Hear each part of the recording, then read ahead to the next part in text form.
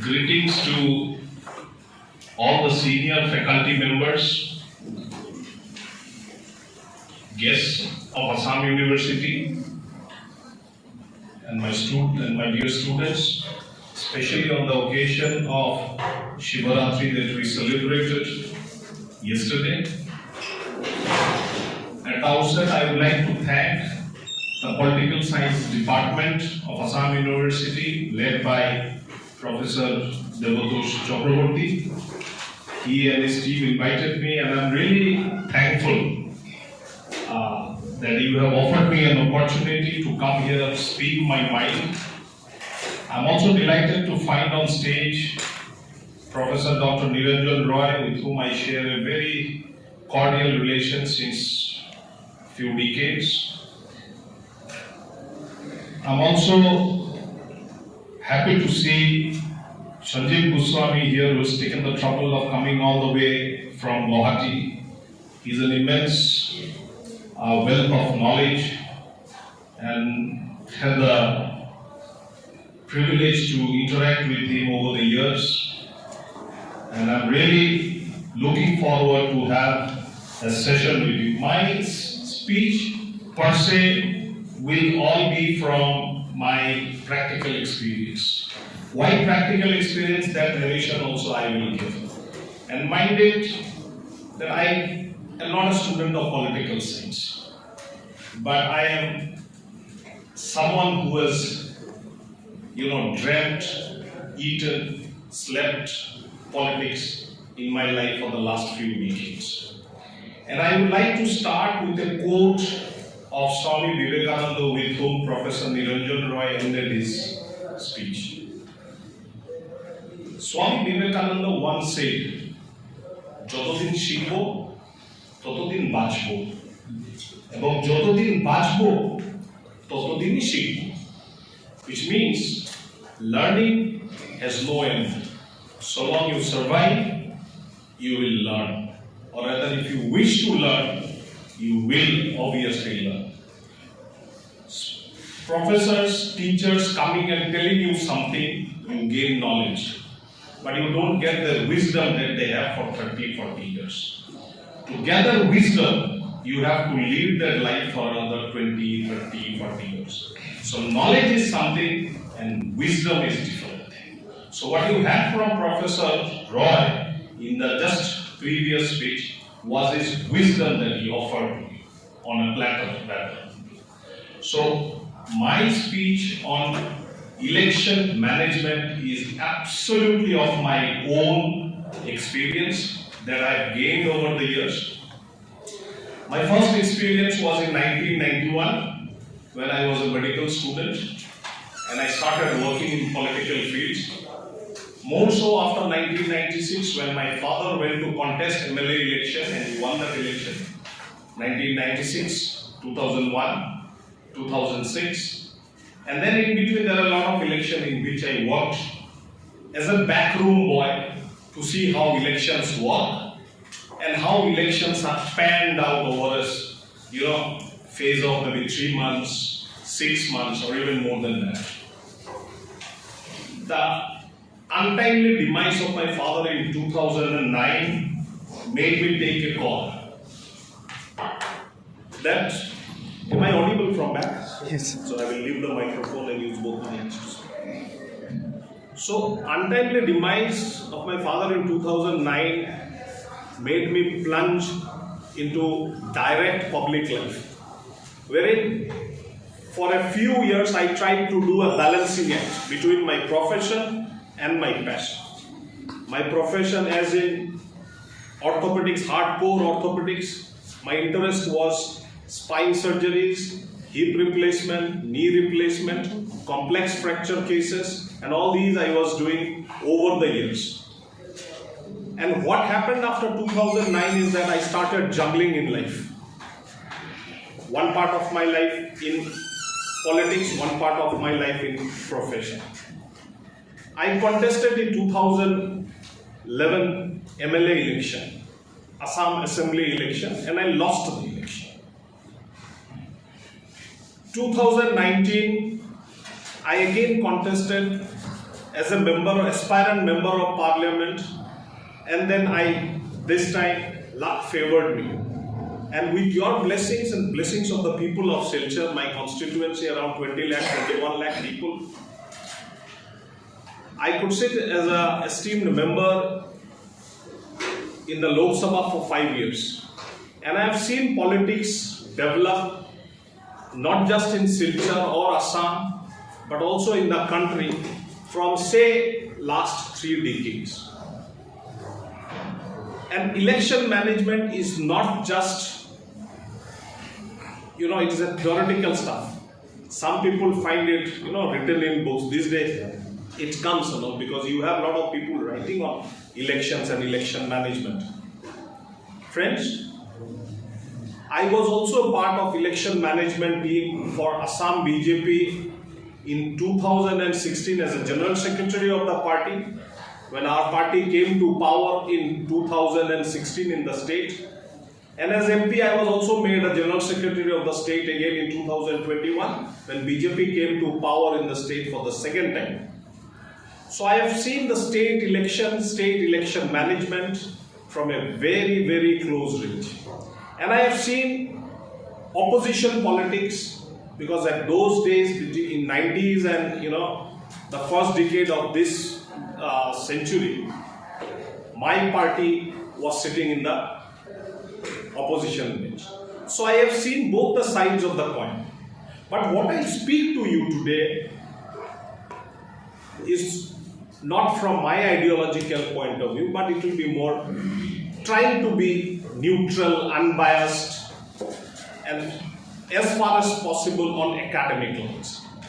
So my first take is that suppose you place yourself in a position in any election, you are in charge of the election management of a faceless person. The person whose name, age, sex, religion, caste, education background has to be considered by you. Which political party he comes from, what is the ideology, what is the situation in the party, whether his party is ruling, whether his party is in the opposition. All these needs to be taken into account.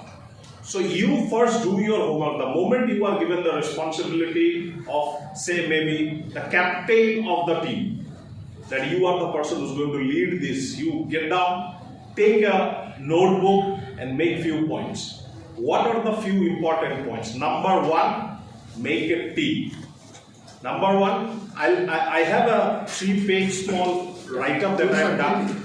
I will ask Professor Devoto to circulate it after some time. Get it ready. I've got 10 copies, you will get it in. So, first is selection of the team. With whom you want to play. Like in cricket, they tell, the cricket captain has the right to choose his players. If the pitch is bowler friendly, he might choose 3 spinners.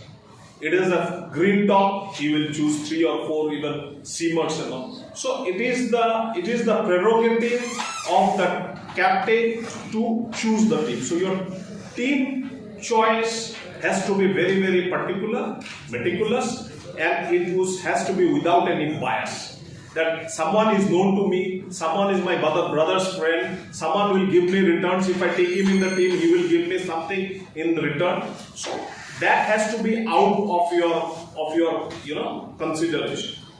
Next is you get down to the drawing board and make a subcommittees. What are the subcommittees generally you make in a campaign? First, maybe you make this thing of manifesto. And someone will make the manifesto. You put 2 member, 3 member, depending on how big is the election. National election, general election, state assembly election, you need manifesto. Sometimes in corporation election also you need manifesto.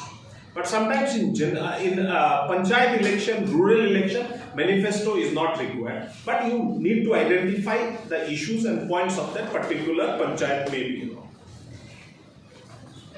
What are the subcommittees that you form? A finance subcommittee, a manifesto committee, accommodation committee, fooding and lodging committee. All these committees are to be headed by a convener. Convener means someone who can convene the meeting. Say there is a person who is appointed as a convener and there are 3 other people in the team. So the first person who is the convener can call the 3 person to have a meeting. So that is the convener. It is not that he is the sole authority to take decision. No. Convener only convenes the meeting, and that has to be understood. Every election requires fundraising. And if you have followed the American election just few months back, there was a contest between one side Mr. Donald Trump, another side Ms. Kamala Harris. Kamala Harris is a Democrat, Trump is a Republican. Trump is a known businessman, he's a moneyed man, people say, but he raised how much funds? $300 million, approximately. And how much did Democrat Kamala Harris raise? Almost $1 billion. So there is a difference. Despite Donald Trump being a businessman, he got defeated by the fundraising of the Democrat. They were 3 times more raising funds than the Republicans. So it all depends on your planning and policy making and picking the right horses for courses. Someone who's good in fundraising has to be put in the fundraising.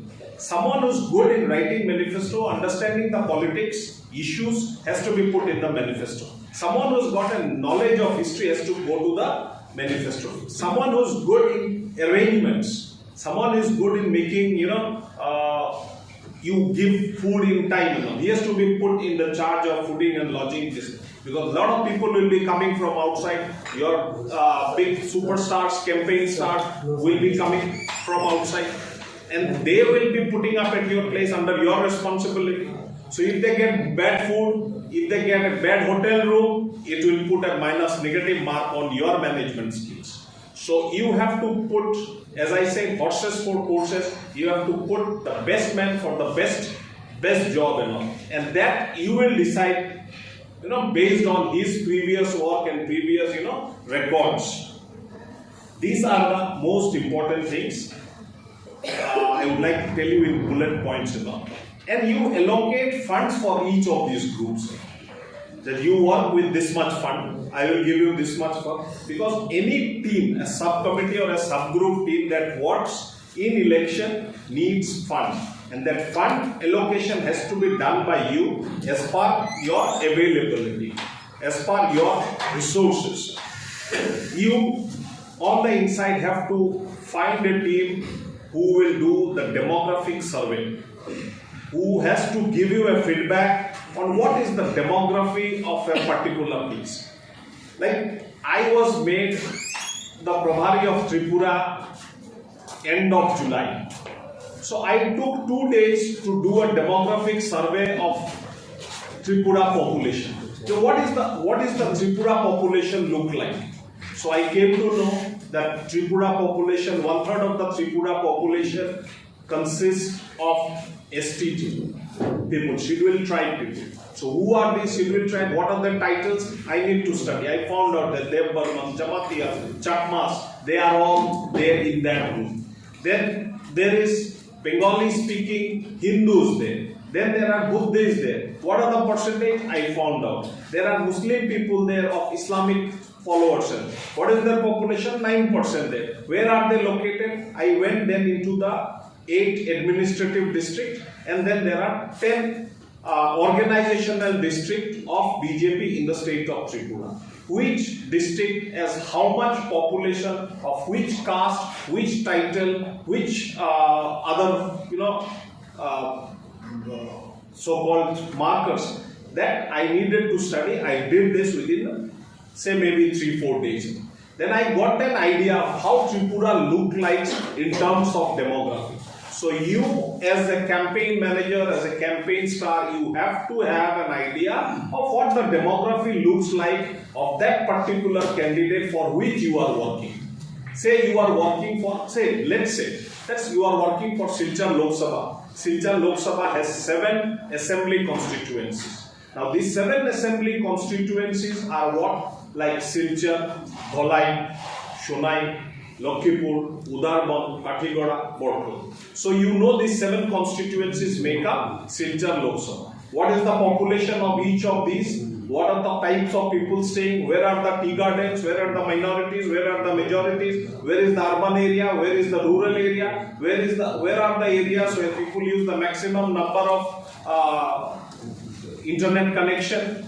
Where can you penetrate with your social media handles? So all these needs to be worked out. That is the reason you need to know what demography you are working with for that particular constituency.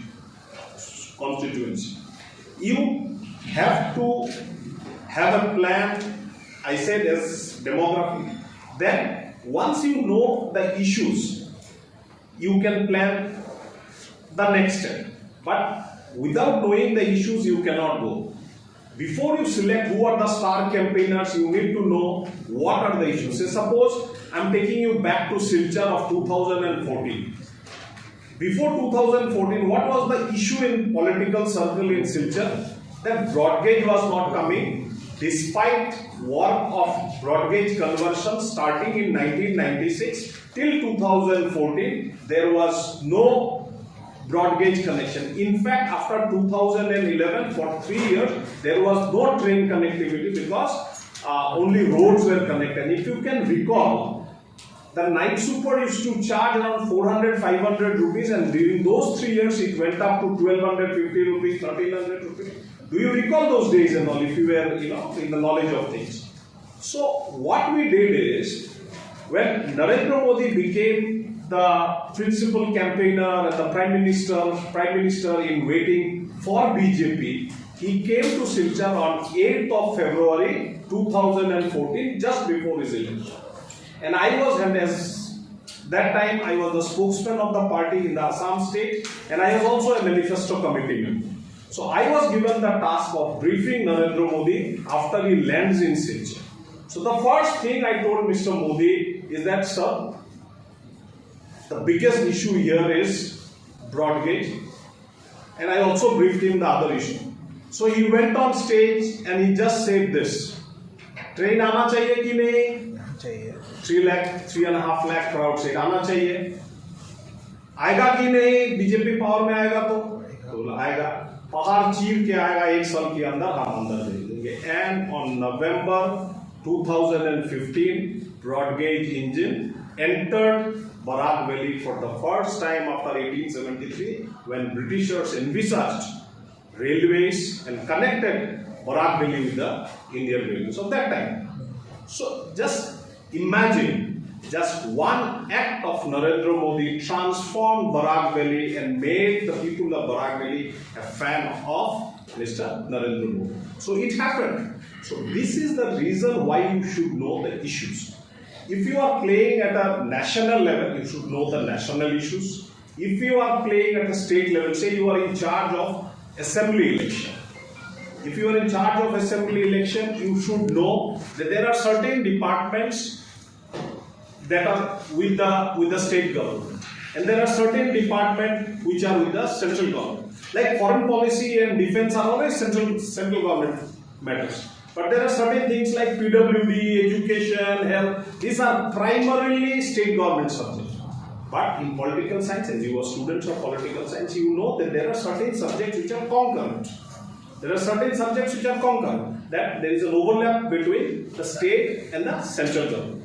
So you have to have a fair amount of idea about the issues. You are campaigning for an MP. So what are the national level issues? Is Waqf board an issue? Is one nation, one election an issue? Is 370 that we have done is an issue here?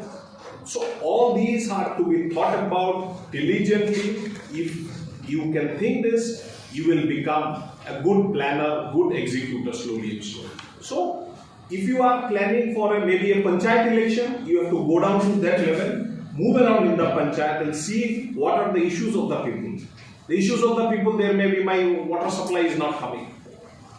My road is not this thing. I cannot drive my small four-wheeler that I have into my house. I have to park my four-wheeler 1 kilometer outside. So those are the issues in the villages. Whether electricity is going, there was a thunderstorm the other fortnight and for the last, 15 days my electricity has not been restored. And why should I go to the circle officer's house to tell him to request him or to pay a bribe? So this has to be in your knowledge when you organize, plan and execute your this thing for the year. This is one. Next, most important thing is that you have to have a regular review meetings. Say there is a team, you have made a team of 10 people, 12 people, 15 people for an election. If the election is small, in a smaller area, your team will be small. If the election is slightly bigger, your team will be medium size. If you are leading an MP election campaign team, your team will be much bigger than that. So you have to plan what will be your team, and you have to have reviews. That also depends. Initially, say maybe if you are working say 3 months in advance, maybe you meet every third day evening, every fourth day evening. As you advance and the election date comes in maybe 1 month from the election, you meet every evening. Okay? Have reviews. Election is tomorrow, day after tomorrow, your reviews may be slightly more frequent. It all depends on logistics issues, whether you are available, whether modern gadgets are available. These days you can do a review meeting on video conferencing mode and all. So these things have also come up and you have to take all these into consideration. One very important thing that I need to say is that manifesto. As I said, manifesto you can plan in a printout format, and then you give it to a good printer, make a printout, do a release of the manifesto with the candidate, with the party leader, with the team leader, with the management people. So this is the manifesto. Look, in a democracy, you give exams. Rather, we also gave exams. 1 year we learned in the schools and colleges. At the end of the year, we gave an approval rating exam. Out of 100, I got say maybe 60 or 70 or 80. But in politics, for people like us, 5 years we keep on giving exam. And every day is an exam for us. So what the manifesto actually tells is that it gives a course for you that in the next 5 years I am going to do this. In the next 5 years I am going to set up this many schools, this many hospitals, this many colleges. I will make this many kilometers of road, and I will do this what point one. So manifesto needs to be clear cut. Manifesto has to be in printed form. Manifesto has to be displayed to the public, because that is where your transparency lies. If my voters do not know what I stand for, what I am going to do for the next 5 years, do you think they will come and vote me? No. Will they vote me? No. Because someone can just stand up and ask that what is your manifesto, what do you wish to do, what in the next 5 years you plan for upgradation of Silchar. So this has to be very, very clear, and you make a manifesto, print it, make this thing of release of manifesto with some big stars, campaign stars, or maybe someone, then you can do. Next is certain things that you do not with your team and do not expose everybody to it. That is, if you have the money, engage a team to do a survey for you. There is a third party, unbiased party, people who are doing such sort of things are there in the market these days. There are analysts, they may be journalists, they may be mass comm people, they may be political science people, or they may be, these days they are even doctors and engineers who are doing these sort of jobs. Then you give them the job that I need a survey, these are the candidates, what are the issues, where my candidate stands, what are they looking for from my candidate, or what are the weak points of my opponent, what are the good points of my candidate. All these surveys, make a questionnaire, give it to them and let them do the survey, give you the report, so that you can, from time to time, maybe a survey 6 months in advance, 3 months in advance, 1 month in advance, will help you plan out your areas of concern and where, in which areas you need to put effort during your election. Feedback from the society is very important. If you are handling a campaign for say 6 months or 3 months, take time out, maybe early in the morning or late in the evening. What you do is that you make phone calls to some people who you know are interested in politics, talks politics, think politically and can give you a fair amount of analysis which is unbiased. Talk to them. Ask them where my candidate stands. How is he faring? Is he okay? Is he handling the press well? Is he handling the public well? Is he answering the questions well? Is he meeting the public? Is he meeting the required this thing? Is he going to the areas of concern? So this has to be done sometimes in a clandestine manner without giving too much of publicity, so that you can make your plans accordingly. You can devise plans and policies to execute with the help of your candidate, and maybe there will be one or two more members who can give you, senior position can give you treatment. One thing is there that is called, election catch lines. Do you know what election catch lines are? You have seen the last assembly election in West Bengal. There are big posters of Narendra Modi put up by BJP, Narendra Modi and Amit Shah put up by BJP. And seeing this, there was some sort of a halchal in the Trinamool camp. They were not knowing what to do, and they said that we have to find a suitable catch line. They just put up Mamata Banerjee's photo and then they wrote the catch line. ঘরের মেয়েই ভালো, ঘরের মেয়েই ভালো, বাইরে থেকে দুজন আসার থেকে ঘরের মেয়েই ভালো. That catch line spread across the rural areas of Bengal. And the rural areas of Bengal voters got motivated. They said that this is my girl next door. This is our Mamata Banerjee. Why vote for Modi and this Amit Shah? Why will we vote? Look at the 2018 election in Tripura. Tripura election, BJP made a tagline. After years and years of CPM rule in Tripura, 2018 BJP was on a very firm footing, but we myself were there in the campaigning. We were not very sure whether we will, get a chance and get the people's mandate. Somehow or the other, our tagline clicked. What was the tagline? Cholo Paltai. What was the tagline? Cholo Paltai. Cholo Paltai. Simple tagline, and it clicked amongst the masses of Tripura. So you have to think like this, think out of the box, think something extraordinary which will create some sort of a flutter in the minds of the people who are voters, and you will actually get your work done. So these are actually certain points that I have actually noted and I have wished to speak to you accordingly. There are also certain points that I will just touch upon. I will not go into too much of details. There are, you've got few pages. These are basically 3 pages that I have prepared for you. The next and the most important thing is that when you plan a campaign, you need to plan whether your candidate is from the treasury bench or from the opposition. Get my point? Say suppose that person was in power. That person was in power the previous term.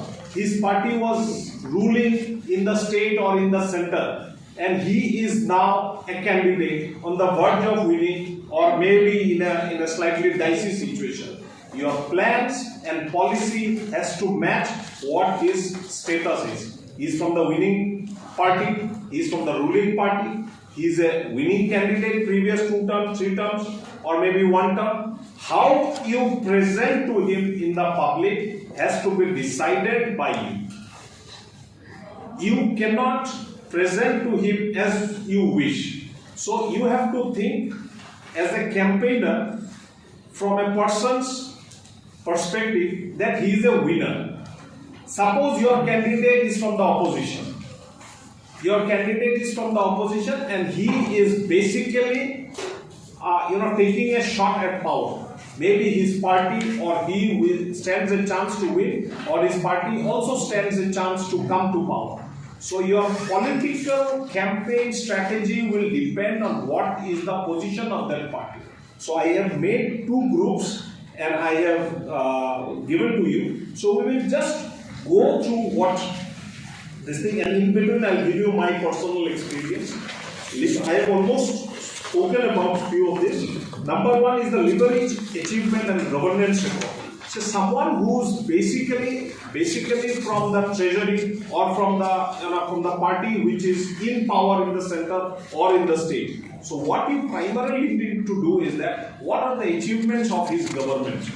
Those things needs to be highlighted by the star campaigner, by the person in concern, or by other campaigners who are campaigning for the candidate.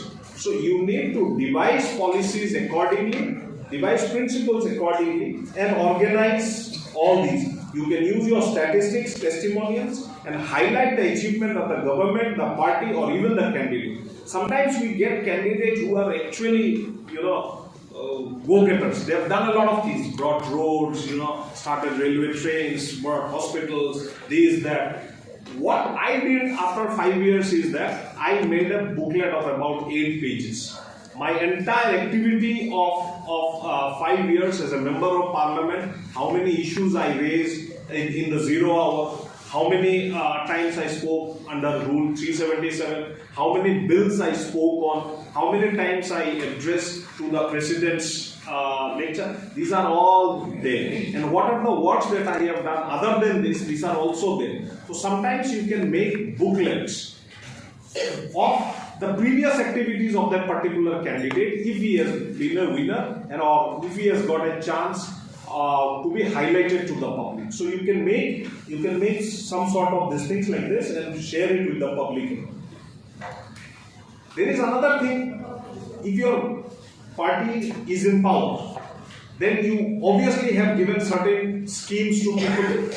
Maybe Pradhan Mantri Jan Arogya Yojana, that is Ayushman Bharat, 5 lakh rupees for each person, for each family treatment. Maybe Jan Dhan Yojana, that poor people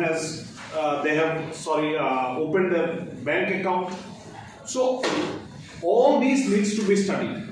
Before 2014, total number of bank accounts in our country was 9 crores. What is the total bank account in the country today? Almost 65 crore bank account is there in the country.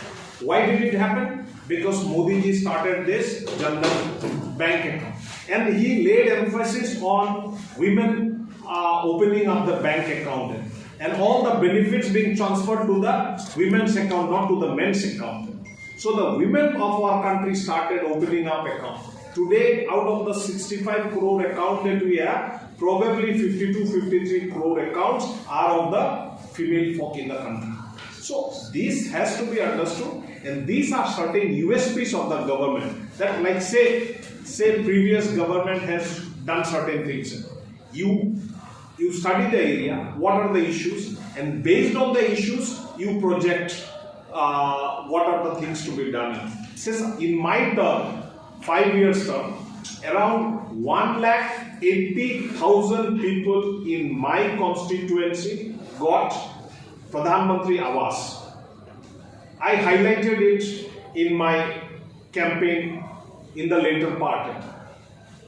Suppose there are 2 lakh people in Silchar who have taken the advantage of Ayushman Bharat scheme, which is 5 lakh rupees of treatment free given by the state government. This can also be highlighted. Say, you can collect those data from the government offices. These days, these are readily available, and you circulate it amongst the people so that this can create a sort of murmur, flutter amongst the voters. You obviously bring star campaigners to your campaign, and you find out who are the star campaigners who will appeal. I'm talking of 2001. When my father was contesting election for the second time, we said we are in a comfortable position, we don't require anyone to come. But let us see, if Atalji comes, we'll be very happy. Atalji was the Prime Minister of the country at that point of time, and somehow or the other way, our luck clicked. Atalji decided to come to Assam for campaigning at that time.